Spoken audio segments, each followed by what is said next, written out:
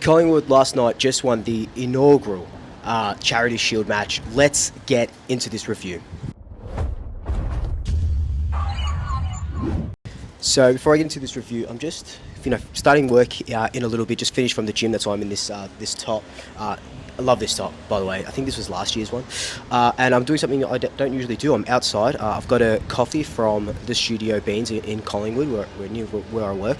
So hopefully the wind isn't too bad. Otherwise, I'd have to re-record this. But let's get into the review of this incredible game. Like Charity Shield and seeing the boys back. It was just, man, I'm so ready for the real thing to start. Let's talk about it. So last night at Icon Park, Collingwood took on Richmond for the inaugural Charity Shield. All money going to Food Bank, and it was a good atmosphere. I don't like Icon Park mainly because it's Carlton's home ground, so we know that it's a pain, and it was a pain to get there. Like I work in Collingwood, and it took about 40 minutes to get there by tram and walk, and then to get home it took me over an hour. But anyway, that's my own problem, not everyone else's problem. But yeah, so it was a bit of a pain to get to. But I do like the ground, unfortunately, even though it is the Badlands that Mufasa was warning Simba about. Ground's nice. It was a bit slippery. It looked like they were playing on ice, but no, yeah, it was good, and the atmosphere was great, and I thought the Pies played really, really well. We started off very, very shaky, a couple of cobwebs. I think Richmond were 1-8 in the first quarter or something weird like that. They just kept missing, but they had all the ascendancy at the start. Then we started to dust off our cobwebs, and the guys who didn't play last week started getting into the groove a little bit, because you've got to remember we had only 6 or something premiership players last week against the Kangaroos, so these guys are starting to come back into it. Tom Mitchell, Steele Sidebottom, all those sort of guys, and yeah, after that sort of 3 quarters through the first quarter, we started kicking into gear, and it was like the Collingwood of the grand final. Like, I know not that sort of ilk and not that sort of, prowess and silk. We're probably going at about second gear for most of it against the developing Richmond side. But I thought we played really, really well. We've done enough in that pre-season game to kind of go, okay, we're in for hopefully a really good season. And we were seeing a little bit of a different sort of Collingwood. We did start seeing a little bit faster sort of movements. I think that's what we sort of talked about in the preview, and what we kind of were seeing throughout the training sessions as well, was we are getting a little bit faster, are getting a little bit quicker by hands. Sometimes it doesn't come off, and Richmond did get us on the counter attack. Before the game, Justin Lepage talked about we can't commit too much up because we don't want to get burnt all the way back, and we were seeing that a little bit, not too bad, because Richmond just couldn't kick straight, so that really helped us. But against a better team, that would come to burn us. But, we're still trying to gel a little bit. Still had a bit of the young sort of kids playing. Remember, there was 30 players playing yesterday with 8 on the bench. So there was a lot of unlimited interchanges and stuff like that. So it was quick, fast football with a slippery ball. Those sort of things can be forgiven. A couple of players I want to shout out, though. The first one on the top, like we know about Nick Dacos had an incredible game. He was managed, just Dacos was managed. Will Hoskin-Elliott, I thought he was absolutely everywhere. And without Nathan Murphy there, I don't think Will Hoskin-Elliott is going to play that sort of defender. But I think Will Hoskin-Elliott, he was taking some marks in on the half-back line, a little bit deep into the defence, and then running out. Will Hoskin-Elliott is our Mr. Fix-It. He's just everywhere, Mr. Worldwide, as people would say. And he was just everywhere. So I liked his game. With Nathan Murphy out, Will Hoskin-Elliott is going to be really, really important. Yes, he kicked a bunch of goals, but he's playing really well in that half-back line. We saw it a bit last season as well. He's a great link-up man, and I thought he did really well yesterday. Patrick Lipinski, I've never seen him more fit. He's crashing packs now. He's getting in and under. I think with those shoulder injuries last season, he was a little bit hesitant. And we didn't see the best of him, but I think we're going to get a career best season from Patrick Lipinski this year.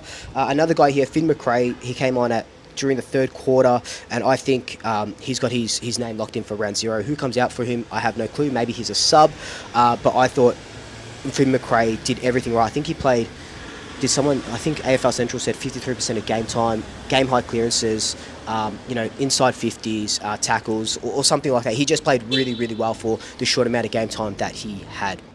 One guy I did really like, he came on in the 14th minute of the third quarter, was Charlie Dean. Now, I've talked about Charlie Dean in that Nathan Murphy video. And Charlie Dean, this is his first proper game, not including the match simulation, in 2 years, like, for the Pies. So that's just, with all those foot injuries and broken feet and stuff like that, I was so happy to see him go about it yesterday. And I'm so happy for him. And we could start seeing, I think, when he came on, he had 12 disposals, 8 marks, couple of rebounds, 1 tackle.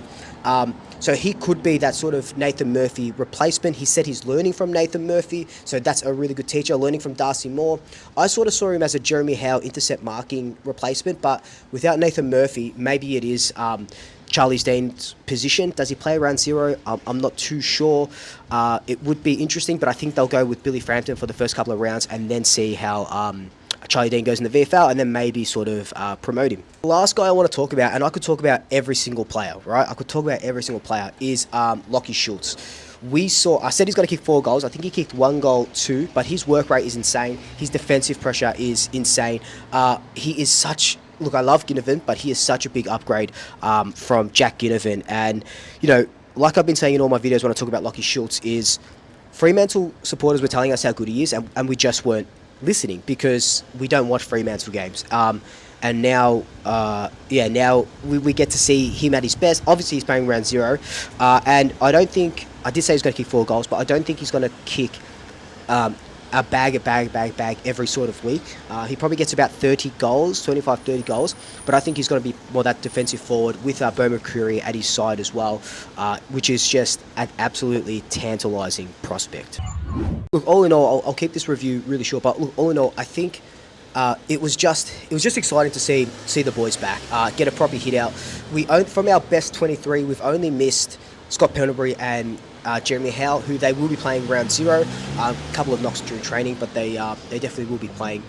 And I think we're primed for another big season. I know we say back to back, but it's so early. I don't want to sort of talk about that right now. All I want to talk about is winning the first few games and beating these 2 New South Wales teams.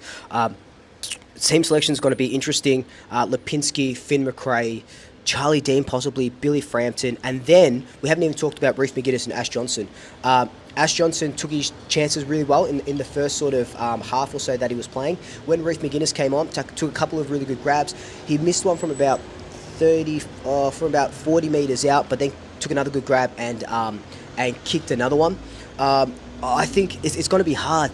I still think Ash Johnson gets the nod ahead of Reece. I think Reece has to put in 2 or 3 games well in the VFL for him to kind of jump over Ash Johnson. But that's why we're not selectors, because this is such a hard job. Like Sam McClure said, we didn't have any depth, which is just crazy. And one of the guys on Swoop It Around that comes out tomorrow, we'll talk about this as well. But our depth is crazy, and we did those videos about it. So, we do run very deep, and it's going to be interesting to see our best 23. But look, coming up for the channel, hopefully I've got a nice special guest coming on. I do have a couple of interviews lined up. I'm hoping before round zero sort of happens, then we'll get the review. We've got a swooping around coming tomorrow. I'll pick my best 23, sort of the same thing as last year. Hopefully a little bit more player interviews and important people interviews and hopefully a couple of sponsors, but we'll see. Also, if you're interested, I do have a footy tipping comp coming out really soon, so keep an eye on my Instagram page. But until then, like, comment, subscribe, tell your family, tell your friends, tell your pets, and until next time, I can't do double shackers, so single shacker. I'll swoop you later.